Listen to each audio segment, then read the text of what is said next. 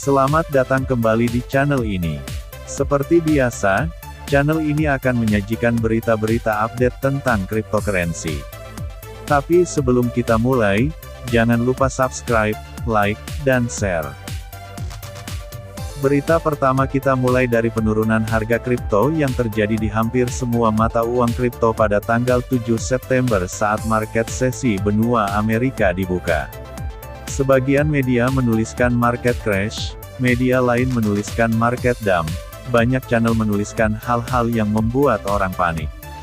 Haruskah kita sebagai investor cryptocurrency panik? Untuk investor cryptocurrency yang sehat, tentu hal ini bukanlah hal yang perlu dikhawatirkan. Itulah mengapa pada video-video terdahulu, kita tekankan bagaimana kita menghadapi volatilitas dunia cryptocurrency. Saat-saat market koreksi seperti ini, sekali lagi kita ingatkan kembali poin-poin ketika kita masuk dunia investasi cryptocurrency. Yang pertama, kita harus tahu resikonya, yang artinya kita bisa mengalami kerugian bahkan kita bisa kehilangan seluruh uang kita. Yang kedua, jangan pernah menggunakan uang untuk kebutuhan sehari-hari apalagi uang pinjaman.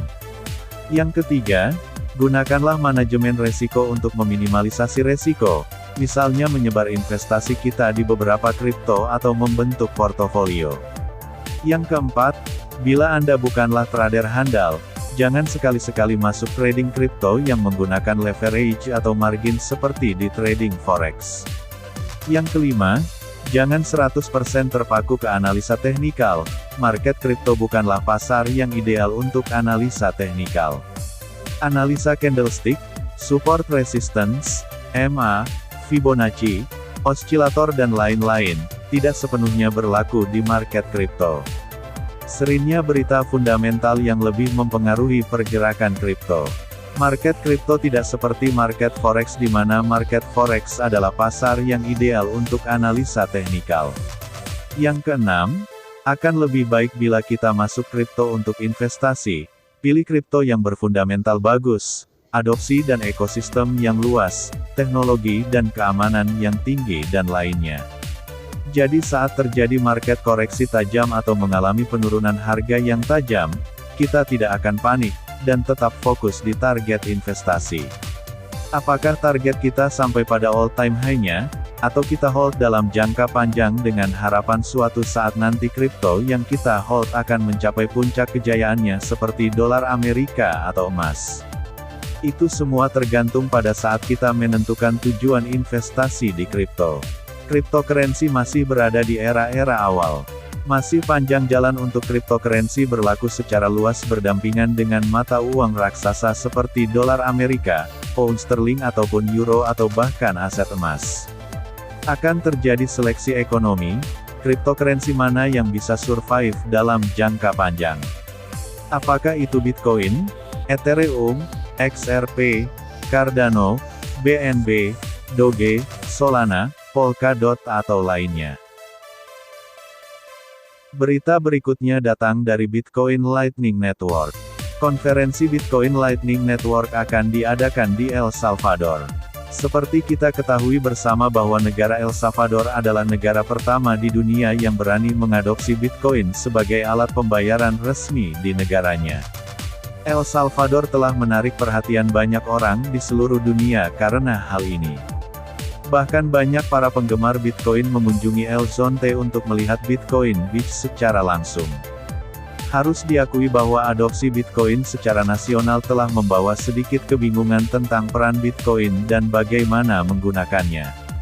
Konferensi ini tampaknya bisa menjadi tempat yang tepat bagi warga El Salvador dan Bitcoiner untuk menghadiri dan mempelajari semua cara menggunakan Bitcoin dan manfaat yang dapat diberikan kepada mereka. Konferensi ini rencananya diselenggarakan oleh Galoy, akan diadakan di San Salvador dan El Zonte dari 16 hingga tanggal 18 November tahun 2021. Tujuan konferensi ini adalah untuk membantu memupuk dan memperkuat adopsi Bitcoin di negara tersebut. Panitia telah menyatakan bahwa acara ini bukan untuk mencari keuntungan dan 100% dari hasil akan digunakan untuk pengembangan Lightning Network. Keunggulan utama dari Lightning Network adalah untuk meningkatkan kecepatan transaksi, biaya transaksi yang rendah dan tingkat keamanan. Biaya transaksi yang jauh lebih murah adalah salah satu keuntungan utama dari penggunaan Lightning Network, karena transaksi benar-benar hanya dapat dilakukan di dalam saluran Lightning Network. Sehingga kita hanya perlu membayar dengan nominal yang lebih kecil jika dibandingkan dengan melakukan transaksi pada blockchain. Selain itu, secara skalabilitas, Lightning Network dianggap mampu meningkatkan jumlah transaksi Bitcoin hingga 1 juta transaksi per detik. Berita berikutnya adalah berita yang ditunggu-tunggu penggemar Cardano. Meski sempat muncul berita negatif tentang kapabilitas smart contract Cardano, Input-Output Group memastikan bahwa peluncuran mainnet Cardano tetap sesuai jadwal. Peluncuran mainnet untuk platform kontrak pintar Cardano, Plutus, telah dikonfirmasi untuk minggu depan, tanggal 12 September tahun 2021.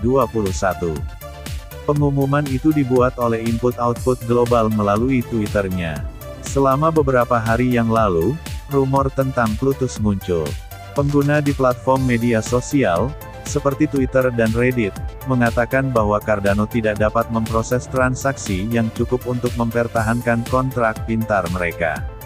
Penemu Cardano, Charles Hoskinson, juga menjawab rumor tentang Plutus, dan model blockchain transaksi mereka. Melalui Twitter, Hoskinson berkata, seperti yang diharapkan, ada badai fear, uncertainty, doubt, atau FUD besar yang sedang berlangsung. Kami melihat hal yang sama dengan era Sally tahun lalu. Ini bukan hal baru, hanya orang-orang yang ingin membakar apa yang tidak mereka pahami atau merasa terancam. Tanggal 12 September adalah hari besar, tetapi hanya satu hari dalam perjalanan panjang kita semua bersama-sama. Berita selanjutnya masih dari kripto yang akhir-akhir ini begitu menarik perhatian, yaitu Solana. Solana diprediksi segera menyalip XRP. Setelah beberapa waktu yang lalu Solana sukses menggusur Polkadot dan Dogecoin, kini Solana siap menyalip XRP. Di saat sebagian besar harga kripto terhuyung-huyung dari penurunan mendadak pagi ini, Solana masih menunjukkan kinerja dengan memepet XRP dalam nilai pasar. Saat video ini dibuat, baik XRP maupun Solana masing-masing bernilai pasar 51 miliar dolar, hanya berselisih sedikit.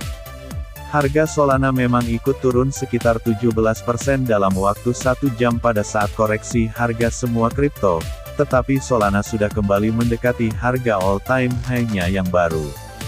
Solana mengalami peningkatan penggunaan DeFi dan NFT akhir-akhir ini, termasuk peluncuran koleksi NFT populer seperti Degenerate Ape Academy dan Aurori.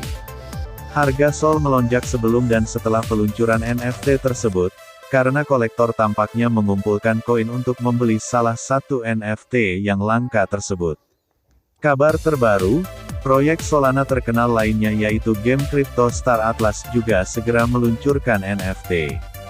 Menurut akun Twitter-nya, pasar game ini bahkan mengalami masalah kapasitas karena permintaan yang besar.